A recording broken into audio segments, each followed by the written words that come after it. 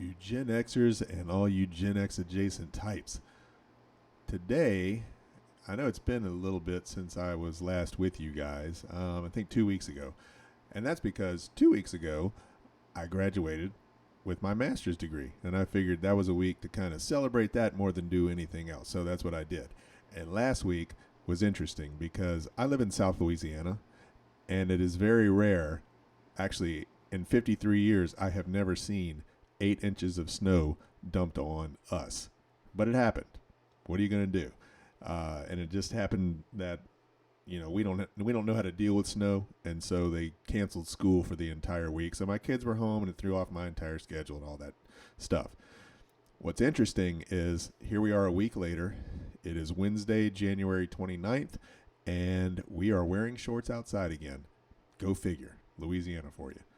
But the last time that we were together, I was showing you something called VIs, those virtual instruments, remember? Well, today we're going to go on to something else.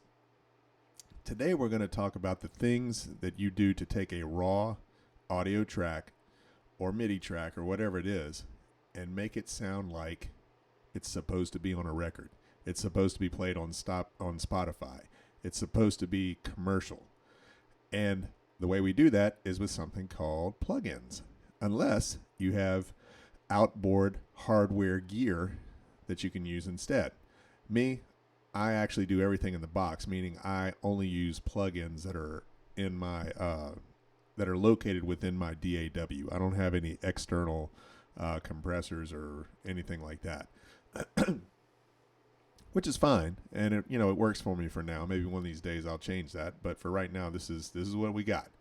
So what I'm going to do is I have a bass track that I'm going to use from one of the songs that I'm releasing this year on my album when it comes out, and I'm going to kind of show you what these plugins do. So to start off, I'll let you hear the bass track just by itself without anything done to it, raw audio. Here we go.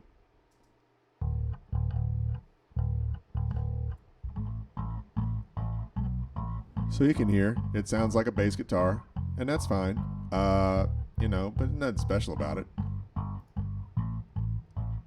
So what we're going to now do is take this raw audio track and start adding some things to it to sweeten it up. So if you notice here on where my cursor is on this left side of the screen, now again I am using Luna, that DAW that I talked about a few weeks ago, but this is in its track window screen, not the mixer screen that you saw last time. And this, where my cursor is going up and down right here, this is a channel strip, which basically shows this channel for the bass guitar. This is just the bass guitar. Now, if you look here, all these blacked out boxes, these are all plugins that I used on this bass guitar to bring it up to a quality that is ready to go on the radio, right? So let me kind of go through some of these. The first one I have is made by Universal Audio. This is a channel strip, and I think I talked about this at one point when I was talking about those big consoles that have, the different channel strips and whatever. Well, this is one of those vertical channel strips on an API Vision console. And if you look over here, this is the channel strip. Now, normally on an actual console, it would all be vertical. But the way they have it organized here, it's horizontally set up with the input section, the high pass, low pass filters, compressor, expander, gate, and EQ. So you already heard the raw audio, and I'm gonna play it and then add this into it, and that way you can kind of hear what that does to the sound. So check it out. Here's my raw audio with the channel strip.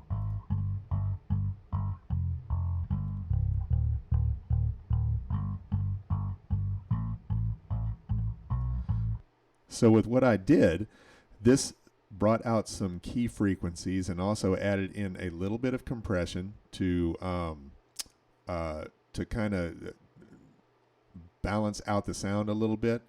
And then also we brought in a couple of high pass and low pass filters to take out some frequency ranges that aren't usually in a bass guitar anyway, right? Okay, and then moving on down to the next one. This is an equalizer plugin made by the guys at FabFilter. Now, what this is each one of these points is something that is actually changing the frequency spectrum of this particular instrument. So, like right here, you're seeing it's raising the. Hold on, this 1 second. This blue one right here, this is actually raising the 40 hertz frequency of this bass guitar, right? This one is lowering the 165 hertz frequency range of this bass guitar. So each one of these is something that is changing certain tones within the bass guitar sound, right? So I'm going to disable it right quick so you can hear what it is doing. So this is with the channel strip. And then adding this EQ.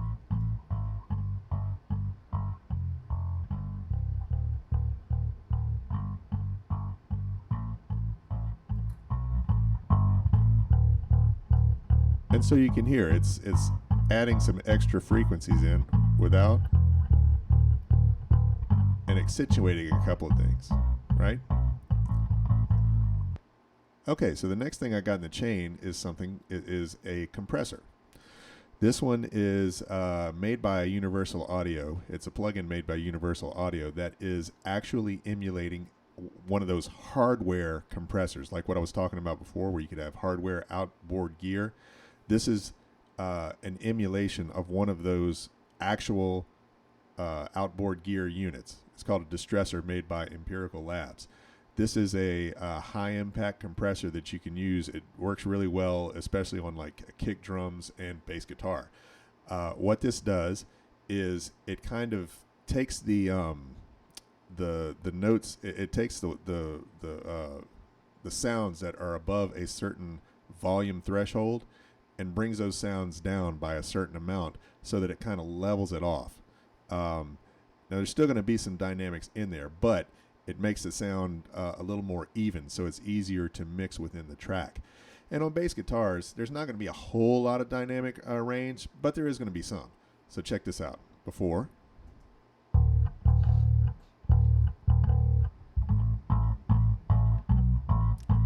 After.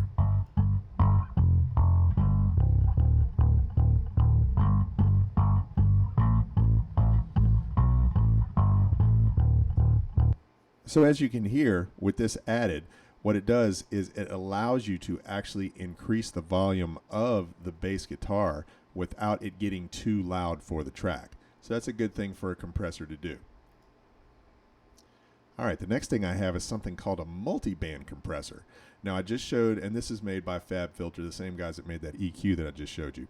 Now with this, what it is actually doing, the same thing as the compressor before, where it's taking high peaks and bringing them down so that it kind of evens out the sound. But this one is specifically tailored to bass sounds. What you'll notice is this is actually set at 100 hertz, right? So what this is affecting is all the frequencies below 100 hertz. So you're talking about your kick drums, you're talking about your bass guitar, you're talking about the low frequencies on a snare. Sometimes a guitar can get that low, but really what you're talking about is the bass instruments. That's what this is affecting. And so what it's doing is taking those bass sounds, bringing just that frequency range down a little bit more so we can push it a little bit harder, so we can keep with each one of these additions, getting that bass sounding a little bit punchier and a little bit punchier and a little bit punchier. So check this out. Before, with it added.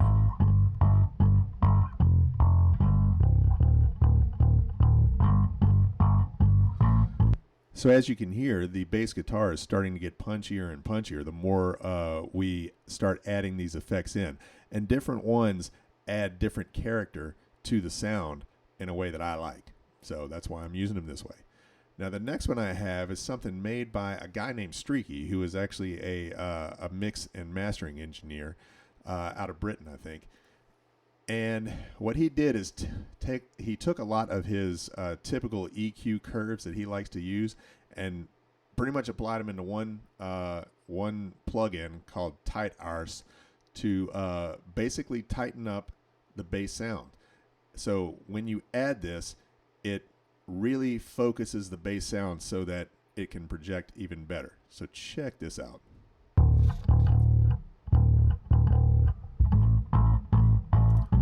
And here it is added.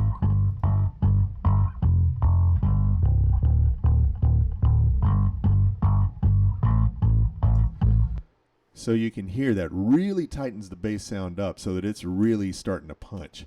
And that's what we want. You know, you stand in front of a speaker in a club at a concert or something like that, that bass is just like punching you in the chest. That's what we're going after here. All right, so the next thing in the chain, this is actually the same EQ I used before, but it's being used for a different purpose. Because the reality is there are two instruments that are normally found in the low bass frequencies, the bass guitar and the kick drum.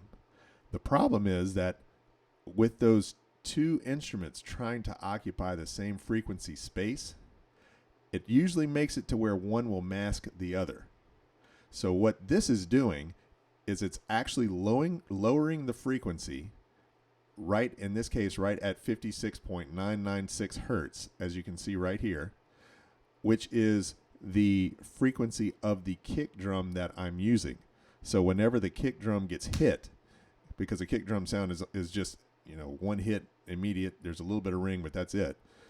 So when that kick drum hits, it lowers that frequency that is the kick drum on the bass guitar so that it ducks out the way, and you can hear the kick drum really well and really well pronounced and still hear the bass guitar at the same time.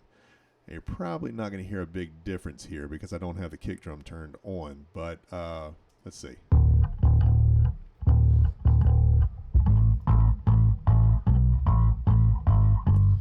What you can see from the visual display is this red is the kick drum. And as you can see, its highest peak is right here at this 56 mark.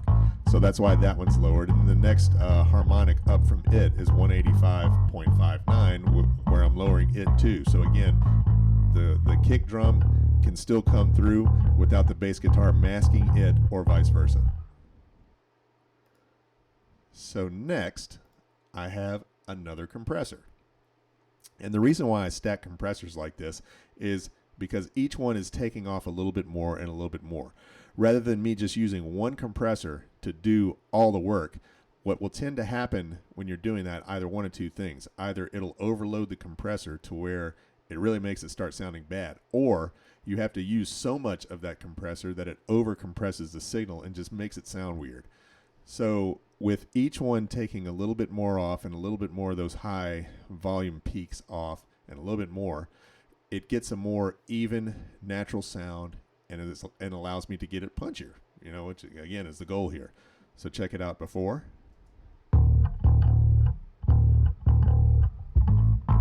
And after.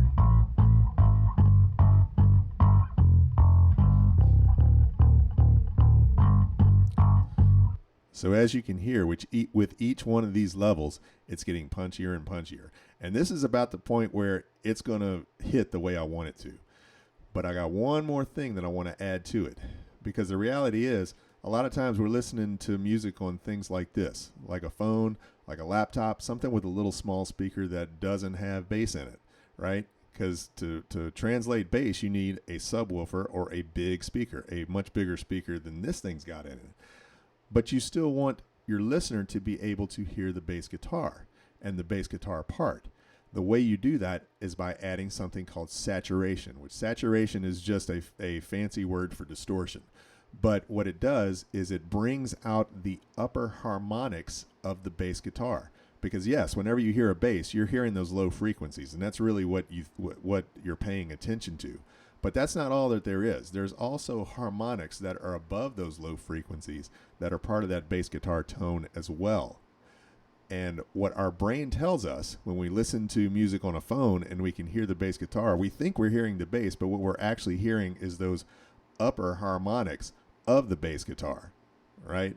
And that's the only way you're going to be able to hear it on something like this. Because if you're trying to just listen for the 100 hertz sound, which is that really low bass, I mean, you're not going to hear it, not on this. This, however, allows that to happen. So check it out. And this is the Decapitator made by the guys at Sound Toys. So check this out.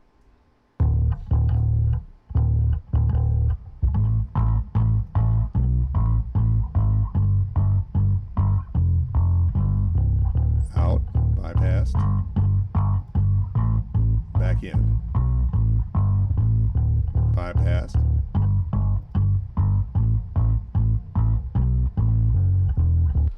So what you probably noticed is that more of there was more of a more high frequency edge to the bass guitar with this added on. Now there's actually another step that I like to take in using something called parallel busing, where I add even more saturation to it to kind of really make it stand out on a cell phone. I'm not going to show you through all the plugins that are in this, but check it out with that added.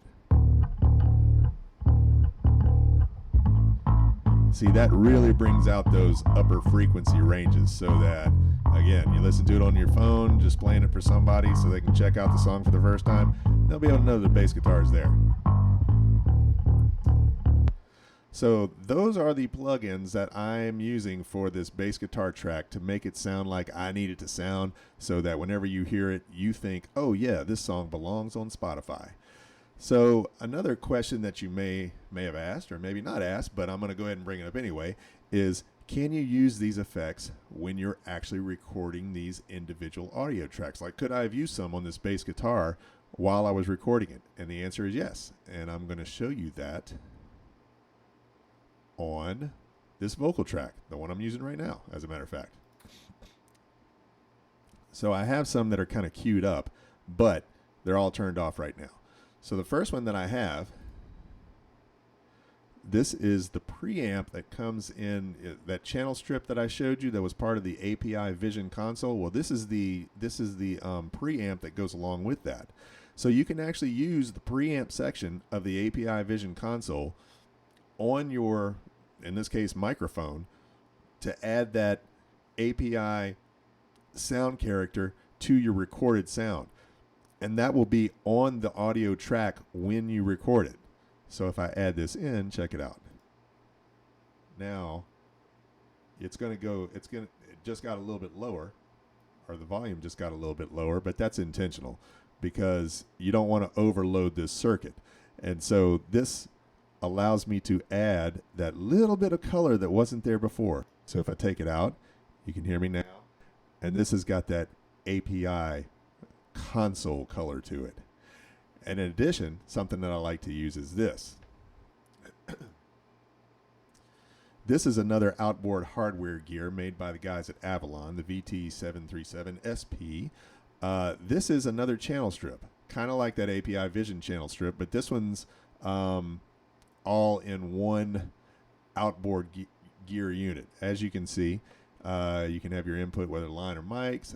It has high pass frequency filter. There's your preamp gain. If you need compression, here's a compression section, and then also an EQ section. I really like the sound of this thing. I especially love it whenever I'm tracking or recording parts, audio parts. So check this out without it in, and let me add it in and see if we can get, now you see how it just changed the sound, the overall sound, and kind of brought out a little bit of highs, brought a little bit more presence into the lower mids of my voice. That's this Avalon doing its thing so that it can make the sound more commercial, and that's why I love it.